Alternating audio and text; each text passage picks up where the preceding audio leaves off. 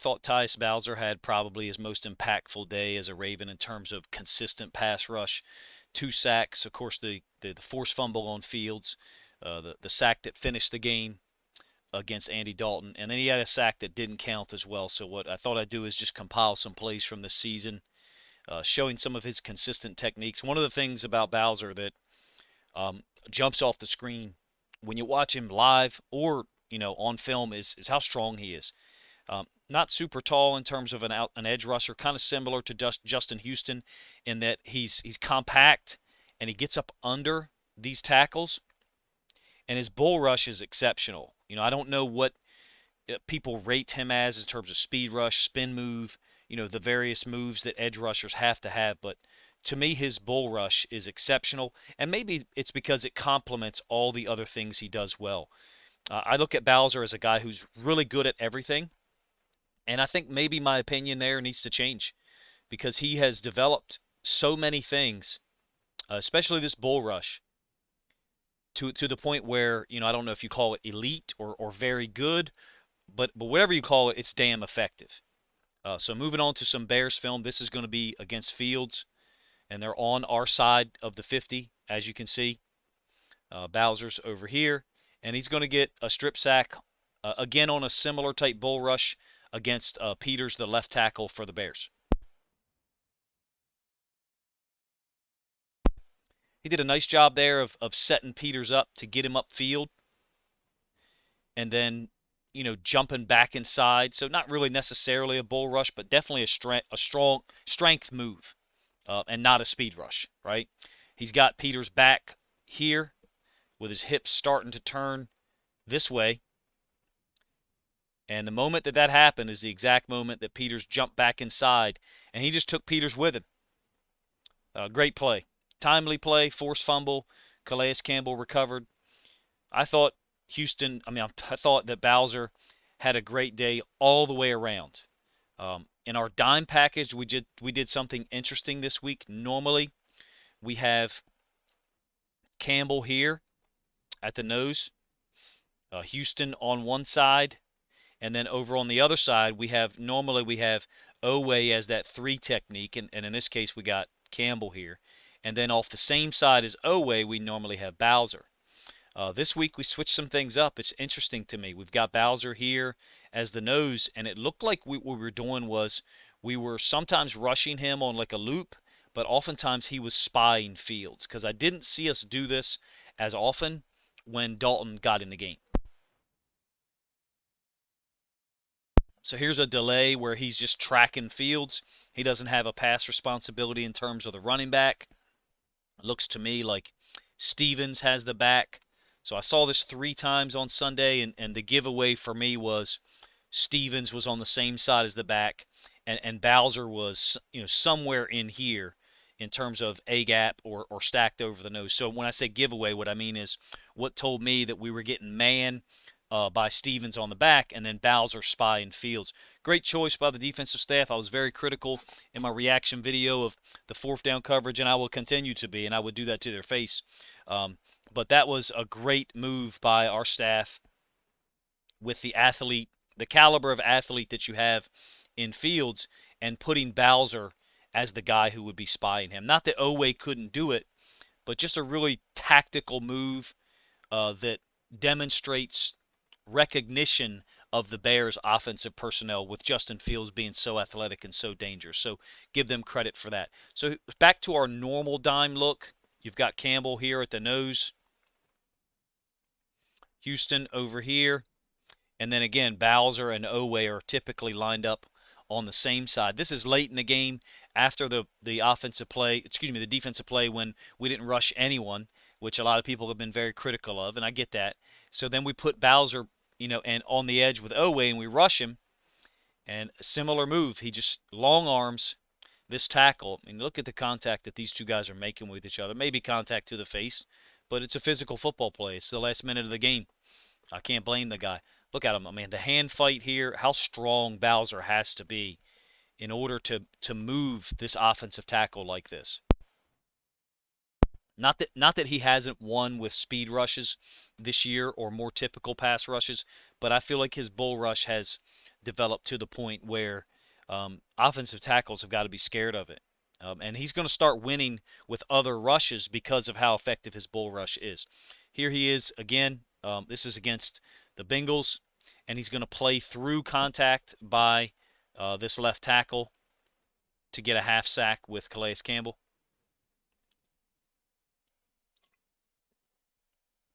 Little play action, so not necessarily a bull rush from the standpoint of him recognizing pass or being a third down passing situation where he can take off and attack. He just plays through contact. Really strong. I don't remember him being this strong in previous seasons. I mean, I thought he had a great year last year for us, but I don't remember him playing with this much strength. Here's Bowser over here against the Broncos.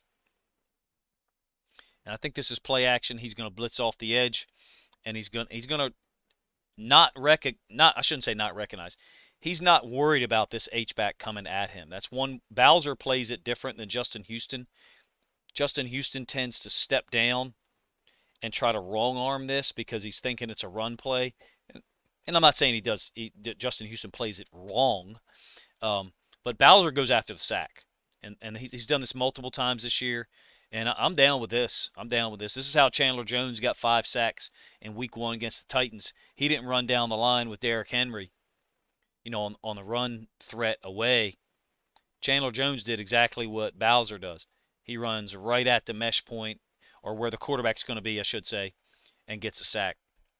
Bowser's, I don't know how many sacks he has this year. I'll be honest with you. I haven't even looked at his stats.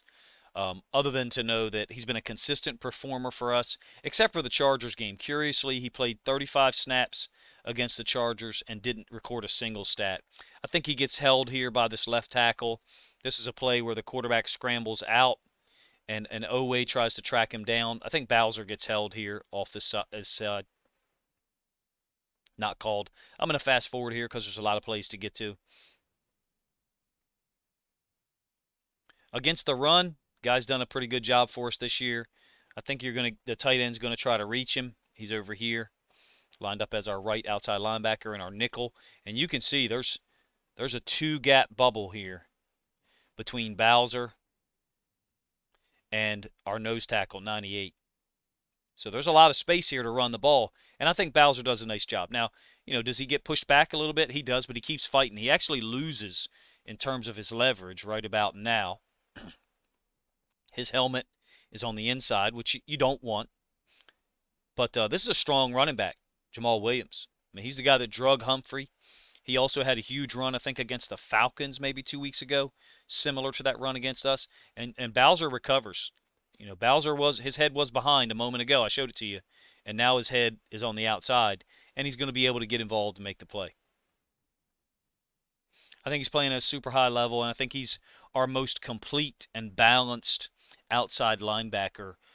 Not as explosively athletic as Owe, but in terms of the run and the pass, he does so many things well. And then, of course, he takes great pass drops, which I'll show you a little bit of that later, too.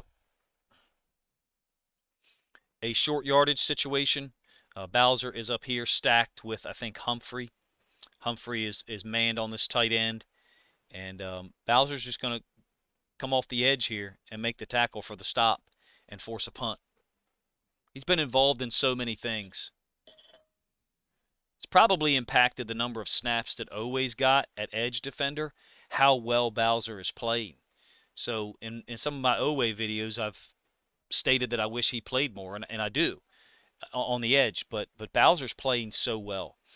He's not going to make the tackle here. This is going to be an off-tackle run. I showed this in a previous video.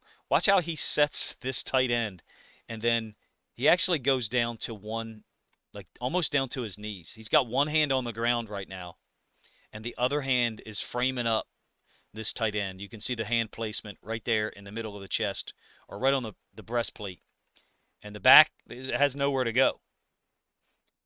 There's no track for the back to bounce it, so it's not the type of play he can bounce.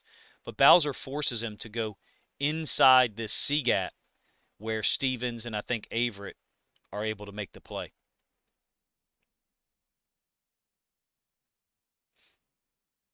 I mean, he just sets a physical tone. I love how he uses his hands. Bowser's He's just playing great for us. Is he an All Pro? Is he a Pro Bowl guy? I think the Pro Bowl is debatable. If he continues to play at this level and generate the consistent 4 or 5 tackles a game, a sack, QB hits, taking great pass drops. I think if you look at the completeness of his game, I think it's actually something to talk about. He's down here, and I think this is going to be a run play to his side. He sets the edge and forces. He's taking on this big tight end. I think this is it Fells. I think it's huge, and you can see Bowser strikes first, hands on the inside, so he's winning already. Now this tight end is pretty big, so he does kind of start to move him a little bit. But we'll let it run. I didn't realize I paused that video while rendering the video. But you can see he's got the quarterback's back to him. So he knows, I could have Boot coming back out to me. He's got to stay inside. He can't jump inside this gap here and then let the running back, wind it back and bounce it outside. Humphrey does a nice job filling inside. He doesn't make the tackle, obviously. Get the end zone angle here. Here's Bowser, and Humphrey's going to be the guy that fills. Chuck Clark actually comes from behind and makes the play. Here's Clark here. He makes the tackle. But Bowser is doing a nice job condensing this gap. And what I mean by that is the gap isn't getting, there's no expansion. So the area that Humphrey and then Clark have to fill is pretty big, but it's not because of Bowser. It's pretty big because of the other guys that are lined up inside of him. I think Bowser's done a great job against the run, maybe even a better job than he's done in some of these past situations.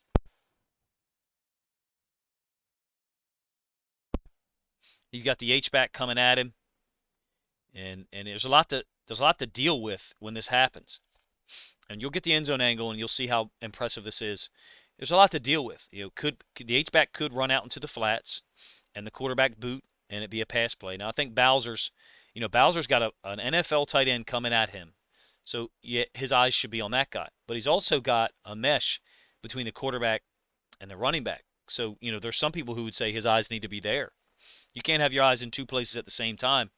But anyway, the running back got the ball.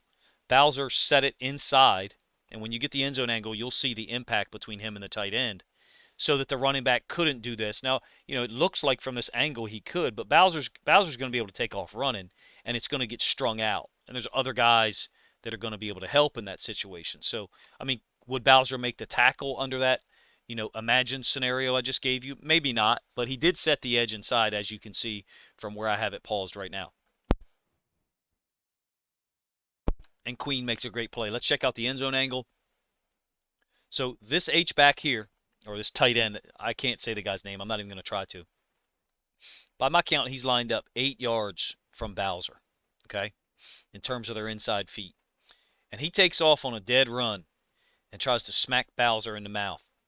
And there is no push. There is no expansion of that gap at all. Bowser's won again with excellent hand placement. His pads below the tight end's pads. Now, I know this tight end appears to be taller than him, but he's getting stood up here. There is no expansion of this at all. No physicality with this kick-out block. So maybe it's just poor by the tight end, but you got to give Bowser credit for setting it inside like this, forcing this running back to go back inside to the help, which is Patrick Queen. That's team defense. So maybe Bowser doesn't get credit for a tackle there, but that's team defense. One of the guys I know who coaches high school, he would give a point here to Bowser. He has a defensive point system, and he would give a point to Bowser for doing his job and setting it up in terms of team defense, making it available for another guy to make the play. This is a third down against the Bears on Sunday. You can see that Fields is still in the game. It's our dime package that I mentioned before with Bowser as the nose tackle. Now there's 2 backs in the backfield, and the Bears were doing this for max protection. One of them's a tight end, actually. So Stevens probably, I would guess, is responsible for 32. And you're going to see Bowser spy and then drop back and then make a great tackle. After collisioning, Goodwin coming across the field. So super high-level play by Bowser all the way around, against the run, against the pass, and then when an athlete like Justin Fields on a 3rd and 6, I believe, gets out here. Look at all this space that Fields has for, a two-way go, and Bowser makes the tackle. I think that was the play that Fields got hurt on, to be honest with you.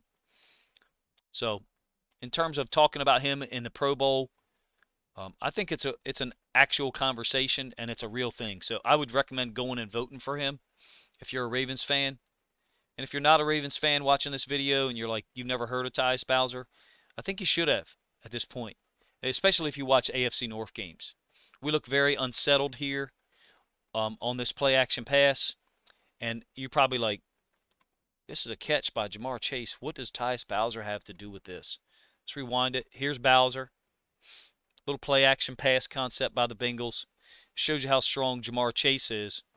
Also going to show you the type of pursuit and commitment that Tyus Bowser has. Because here he is, 16 yards away by my count. There's other guys that appear to have him wrapped up. Here's Bowser not giving up on the play. He's actually the guy that ends up on top of Jamar Chase. I just think Tyus Bowser is a leader for this defense, and as much as I like Oweh, I don't want Bowser to take. I don't want Oweh to take snaps from Bowser. If anything, I think snaps should be taken from Justin Houston, and I think he's playing well too. I don't have any complaints about the way he's playing. Here's Bowser. Last play I'm going to show you. This is going to be a pass drop. There's going to be a drag developing from the other side. Bynes is actually going to get beat by the running back. This is man. We do this a lot. We drop Bowser back into the hook curl area. So generally that's, he's going to be between the hash and the top of the numbers. So here's Bowser dropping underneath of this drag. I think this is 88 again. Very versatile player. Bynes gets beat by this running back on like a zig route. It'll be off screen for a moment, so you won't see that. But what you do see is Bowser's right underneath of, and I think we did a great job on this 88 that game. Just like the tight end for the Dolphins that we shut out. They did a great job on him, and Bowser's a part of that. A lot of people have talked about him playing inside linebacker or middle linebacker. He has the skills too, but I think the way he impacts the game at the edge defender position with the pass rush and against the run, he's invaluable to us. Let me know what you guys think of the video in the comments section and what you think of my contention that Tyus Bowser is at this point a borderline Pro Bowl player.